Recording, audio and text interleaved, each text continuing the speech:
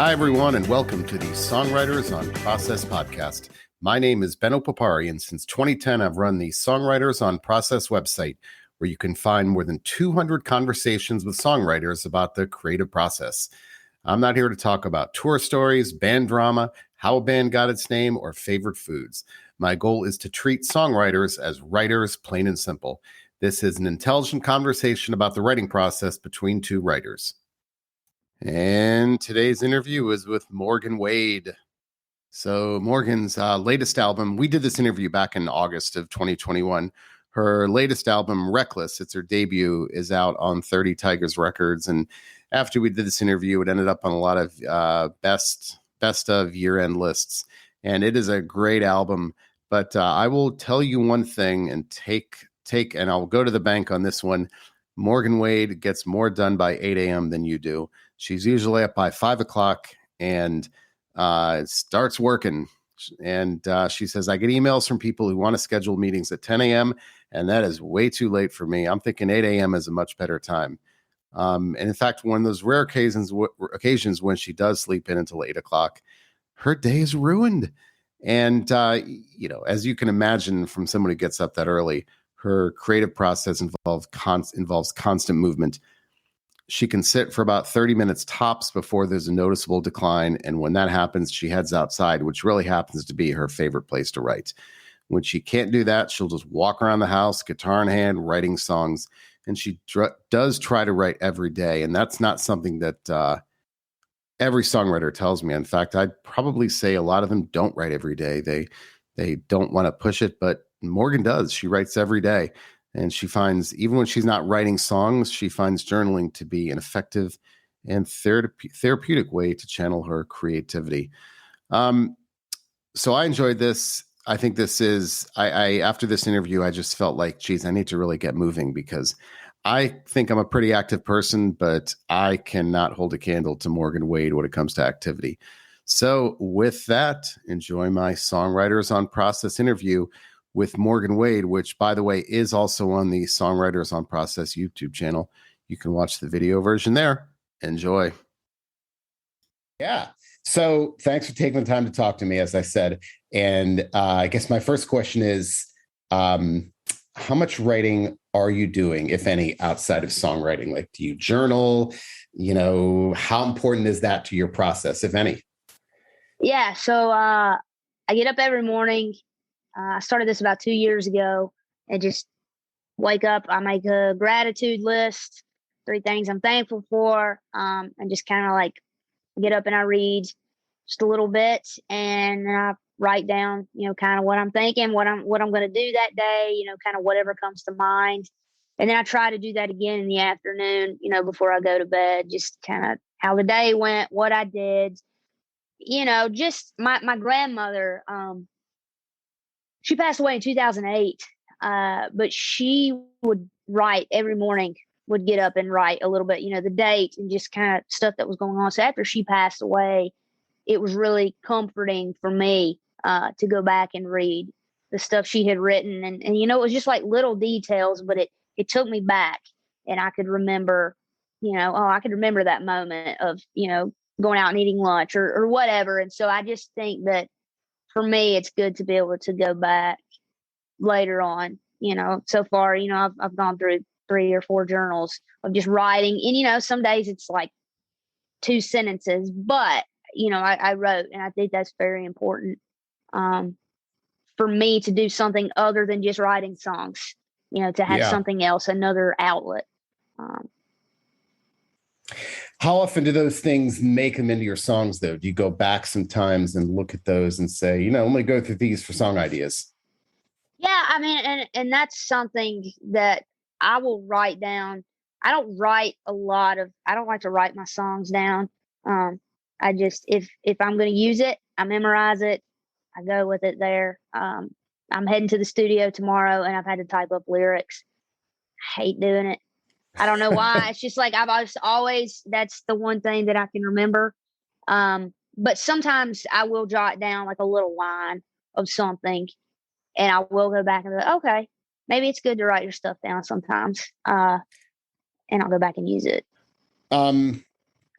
This is an interesting topic because songwriters tend to fall into two camps. It's those that write every day regardless, and those that say don't push it because then it becomes derivative.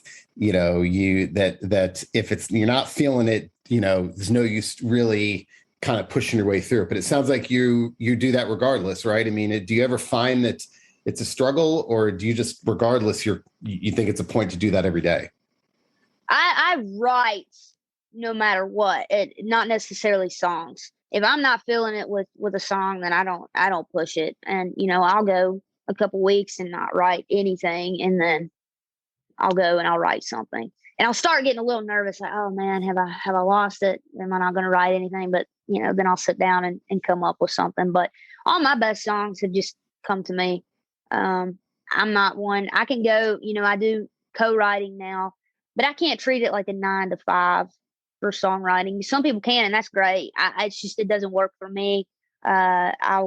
Sometimes you get stuff, sometimes you don't, but I try to write, the journaling I try to do just for my mental health anyways. Yeah. And some days I don't write, and that's okay. I try to remind myself not to be like hard on myself. I'm like, all right, I get it. It's your job, but you also enjoy doing it. And so in order to be creative, you kind of I have to have a little bit of a balance there. I'm like, you can't just sit in here and write all day either. You have to go experience some stuff so you'll have something to write about.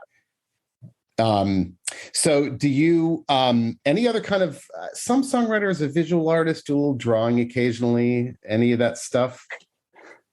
I cannot draw. Neither can I. And it bothers me. I did go, I went to Walmart like a couple weeks ago to literally pick up like dog treats or clean something. And I came back home with like acrylic paint and like some of these like little canvas sheets. And I was like, you know what? I'm going to do just some abstract painting today. I made a mess, and I just literally sat there and like painted stuff all over this canvas, but it felt good. I thoroughly enjoyed it. It was very relaxing. It sucks and it's awful, and I will never show the outside world what I did. And maybe I'll be famous for that one day after I die, and someone finds it and they're like, this is amazing. Look what she must have done this when she was like 3, but yeah, I can't draw, or, I'll color sometimes. It's like relaxing a little bit. I would just go buy some crayons, but every time I buy crayons, one of my dogs finds the crayons and eats them. So it's not meant to be for me, I don't think. Yeah, some songwriters, visual art's an important part of it. I'm surprised how many of them, are actually pretty good at it too. Like that's a dedicated part of the process. So do you, when it comes to, I guess, the ritual of the process for you, time of day, things you have to have with you. I love reading interviews with like novelists about, that ritual. How important is that ritual to your writing? Like I said, is time of day, place, things you have to have with you, stuff like that. What is that? Do you have a ritual for that process? I am a early morning writer. I write my best stuff. I get up in the mornings, and, I try to, if I don't journal before I go to the gym, I do it after. But I try to get up early, and I'll write stuff in my head on the way to the gym, and a lot of times I'll be inspired by something I did, came up with then, and I'll come back home and pick up my guitar and work on that. That's what I did this morning after I came back. I'm just, I have a bit of an adrenaline rush, and I'm feeling good. And those are the best times. I have my best ideas in the morning. I feel that that's when I will text a bunch of people in my phone, like, hey, I have this idea. And then when they finally wake up and try to call me, I'm like, well, catch me tomorrow morning after I've had my 3 cups of coffee. Right now, I'm moved on to something else. Now define morning, because for some songwriters, like morning's like 11 o'clock. So what's the early morning to you? No, I like 5.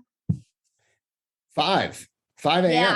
Yeah, I'm like, it's been difficult for me on the road, but I do enjoy the fact that I'm on the East Coast. So if I go out to Nashville, it's Central Time, I'm always like an hour ahead of everybody. And I find out there, they're always like scheduling meetings. They're like 10 a.m. And I'm like, that is, to me, that's so late. I'm like, if you're gonna have a meeting, when do you have it, like 8 a.m.? Like my day, if I sleep till 8 a.m., my day's done. I'm just lazy. Yeah, I'm the same way. I have to get up early and just get my day going. And it's, it's a little difficult being on the road recently and trying to like get up. 5 a.m. hasn't really been happening because I'm just like, all right, you need to sleep. You need it because you're being a jerk. Like, get some rest. But I still find, by 6 a.m., I got to be up and, have a cup of coffee and go to the gym, or I feel kind of crappy the rest of the day. But that's my routine. Yeah. Yeah. Can you write for long stretches, or like I'm good for about an hour and then I need to take a break, but can you write for long stretches? Yeah. I, Sadler and I do we haven't written together in a while. But when we have, like, especially during the pandemic, we would jump on a Skype or whatever. I'm good for like an hour and a half, maybe 2 hours. After that, I'm like, all right, I gotta sit with this for a while. Like, I need a break. Now, if I'm writing something for myself, if I'm going to write a song by myself and it's going to be something, I'm going to do it no more than 30 minutes. Am I going to work on that song? Because it comes or it doesn't.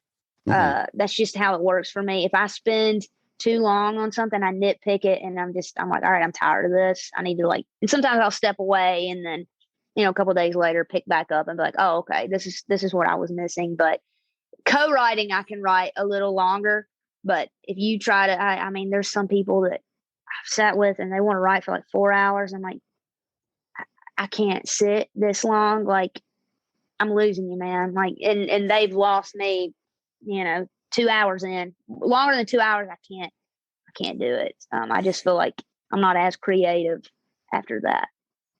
Do you, now back to that ritual, is there a place, I find there's certain chairs, that tend to work for me, and songwriters tell me maybe this chair, table, porch, for me, it's confidence, right? I feel like if it's happened there before, it might happen there again. So is there a place where you tend to get your best writing done, or does that not matter?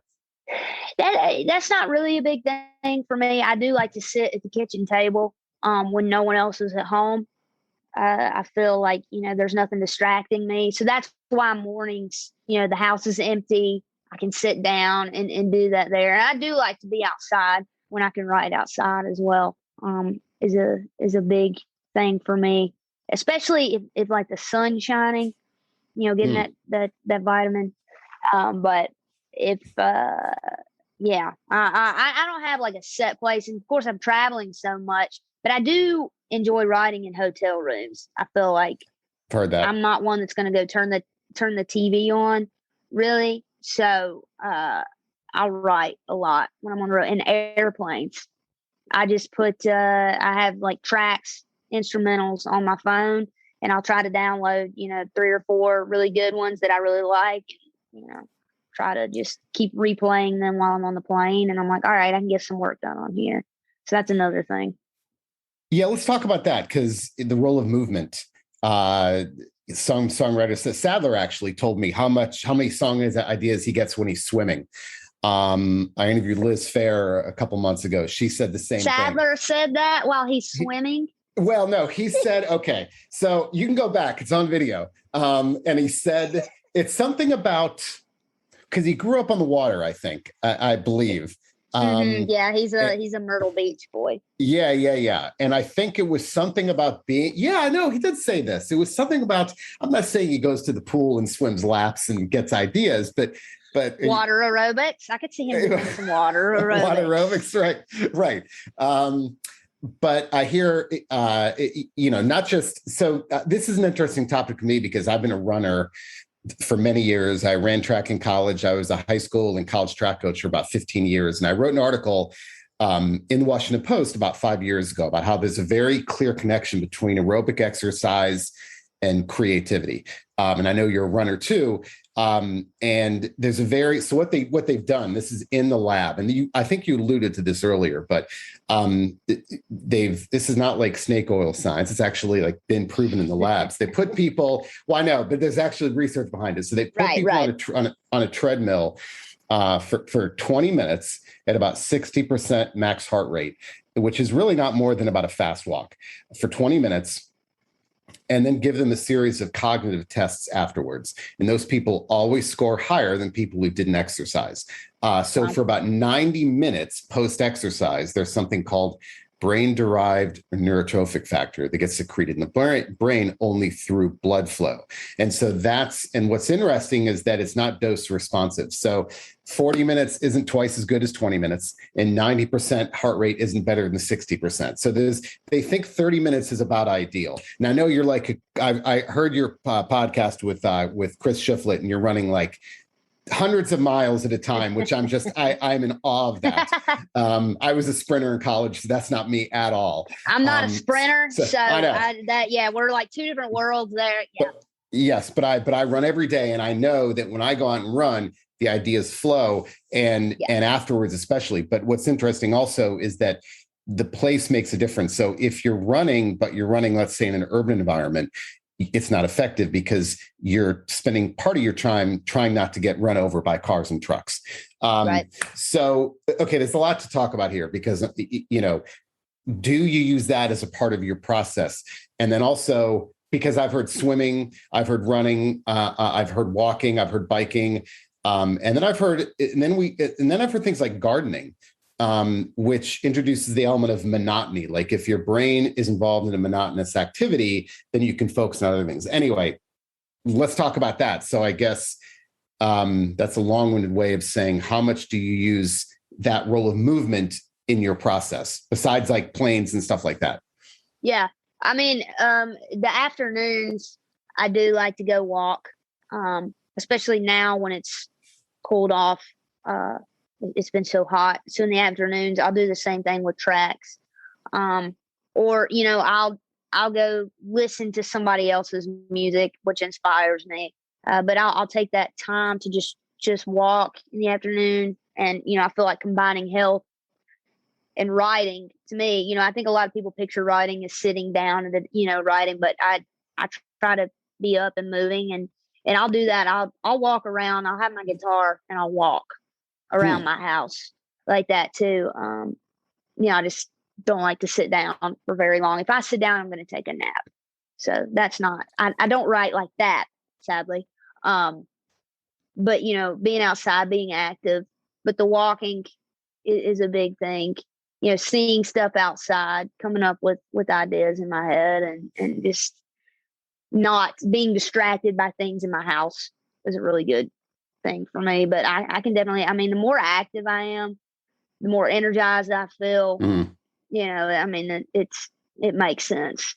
It totally makes sense. It's not a crazy idea at all if you think about it, right? No, it's not. Do you get though? Has there been times when you've been running or walking and that song idea comes to you? Like, because BJ told me that, he has this loop he does when he runs, and he pulls out, and he, in the middle of his runs, he always has to stop, pull out his phone and type out song lyrics. I've definitely, written some stuff down in my phone. Like I said, I'll typically, if I have like a really catchy line, I'm like, okay, you will forget this because there's so much going on right now. And I'll write that down. But definitely I've written, that's really become my new thing that I've really enjoyed, is writing to tracks and instrumentals. And that's so easy. I say easy, but it's easier for me, if I'm out, like I said, walking and just taking things in with my headphones in, and I can just kind of keep replaying these tracks while I'm walking around, and I feel like I'm working, but I'm not just sitting there either. I'm kind of killing two birds with one stone. And so I'm really, really big on that. Yeah. Now let's talk about those lyrics, because I find that, well, I guess my question is, with writing down lyrics, are you a computer person or a pen and paper person?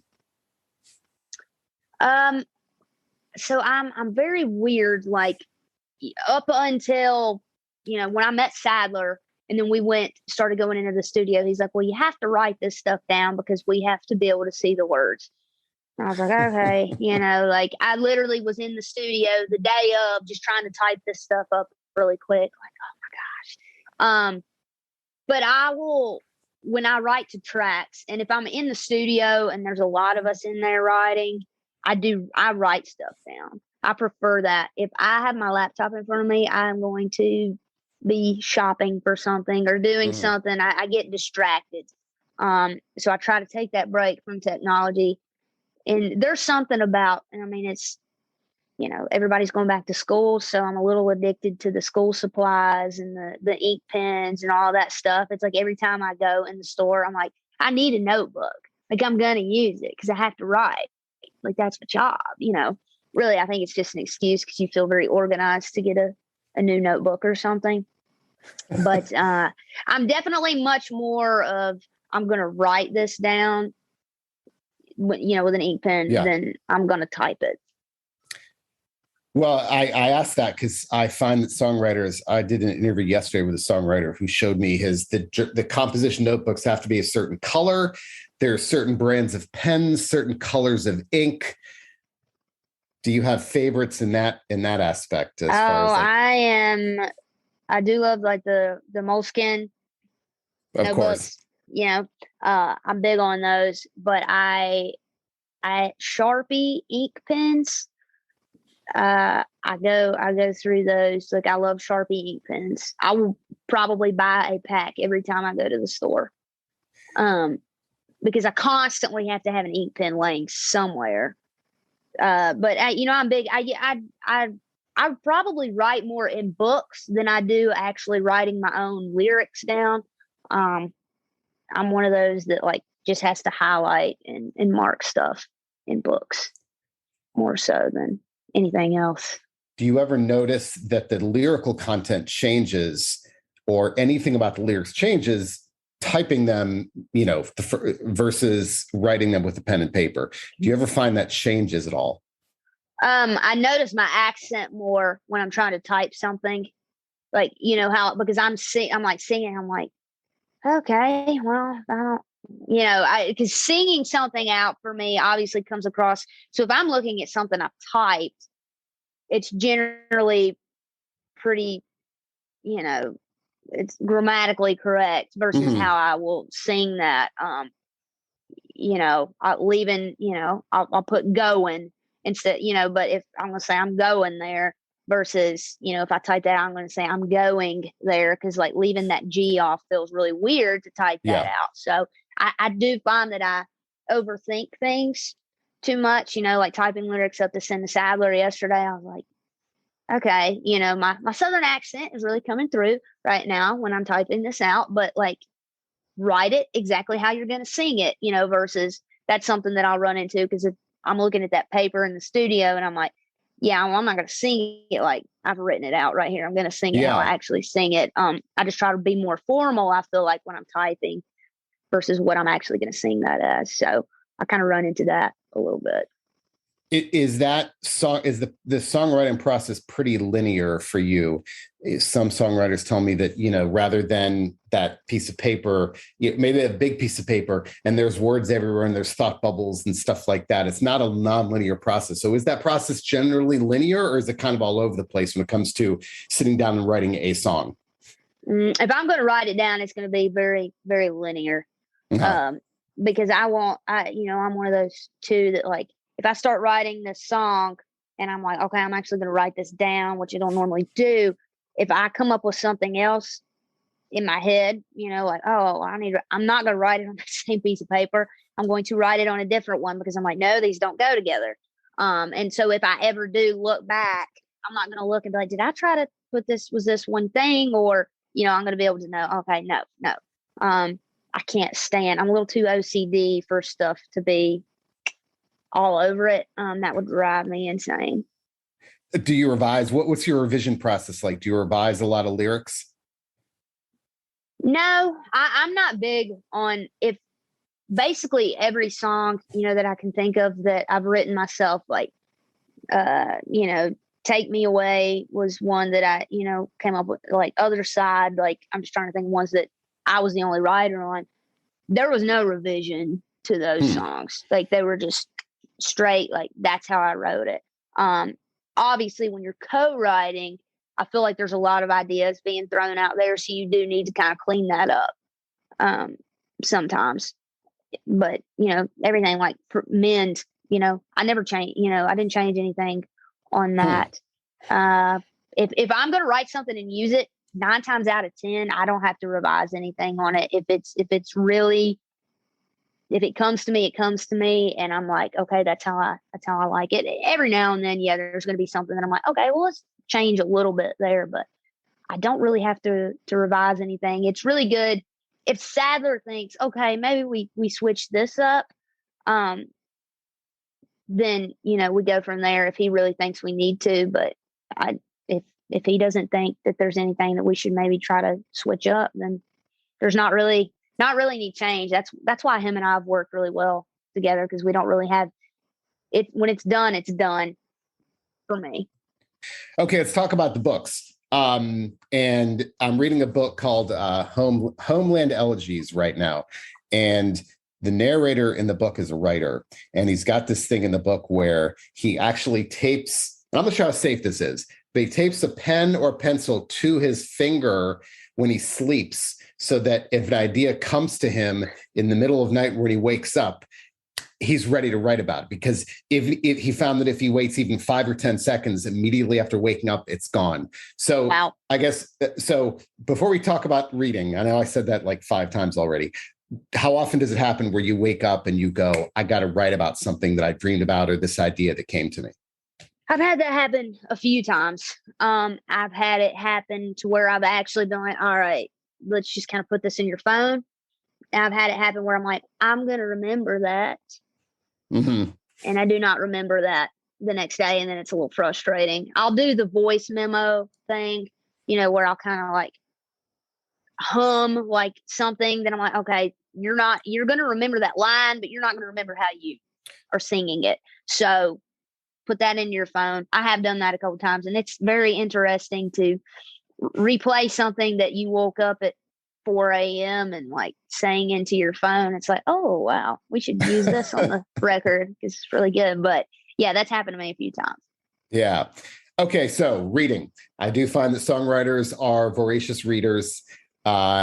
And how much reading do you get to do, and what influence, who are your favorite writers or genres, and what influence does it have, if any, on your songwriting process? So I'm big into self-help and like biographies, investment books, stuff like that. I'm not a big fiction person. I don't read a lot of fiction. Right now I'm reading Hustle Harder, Hustle Smarter by Curtis Jackson, 50 Cent. It's a really good book. I think I picked a right time to like read that, because he talks a lot about like the record labels and like evolving in the music industry and stuff like that.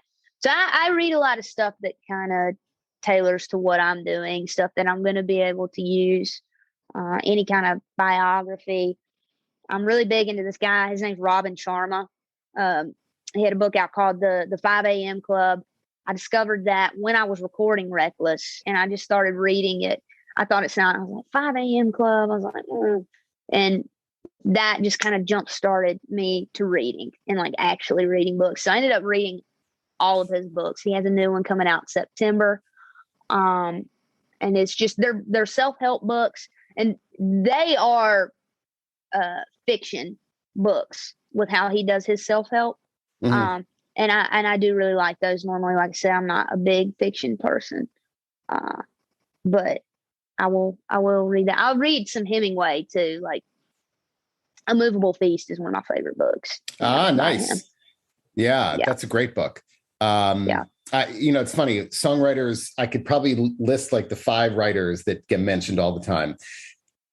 Hemingway, not as much as you would think, but it's Kurt Vonnegut, Charles Bukowski, Raymond Carver, and I feel like the beat poets are always in there. Hemingway's in there too.